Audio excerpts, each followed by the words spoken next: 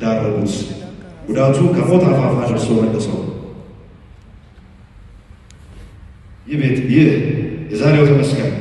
የቤተሰቡ ሁለተኛ ልጅ እድገቱ ደግሞ ሐዋሳ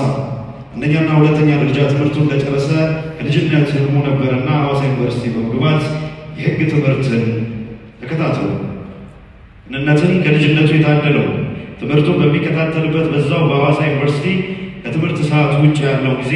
በሳምንት 3 ቀን ነፃ የህግ ድጋፍ ይሰጥ ነበር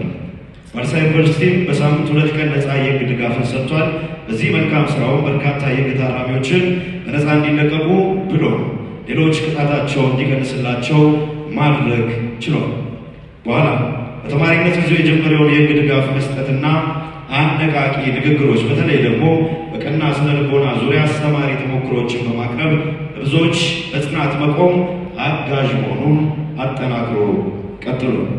በዚህ ወቅት እንግዲህ አግመን ከሞት አፋፍ የመለሰው ክስተት የተፈጠረው ለሐቅ ፍትህና ለርትዕ የተለየ ልብ ያለው ወደ ሥራ ዓለም ገብቶ ያገለገለ በነበረበት አንድ ወቅት ታዲያ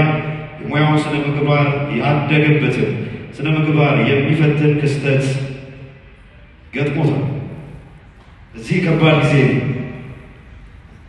በቀላሉ መውጣት ከባድ ቢሆንም እሱ ግን አሸንፎታል እሱ ብቻ አይደለም ዛሬ ብዙዎች እንዲያሸንፉ ትልቅ ጥንካሬ ሆነ ያለፈባቸው የህይወት ተሞክሮችና መንገዶችን አዲስ ህይወት እንዲሁም ከማዕዘኑ ወዲያ የተሰኙ መጽሐፎችን በመጻፍ ለሌሎች መማሪያ እንዲሆን አድርጎ የአምስተኛው የጣፋጭ ህይወት ምስጋና የስምና ግንባታ ዘርፍ ተመስጋኝ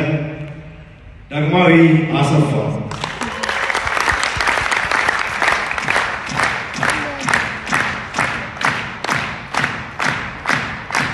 ዳግም እጅግ ጠንካራ በጣም ጎበዝ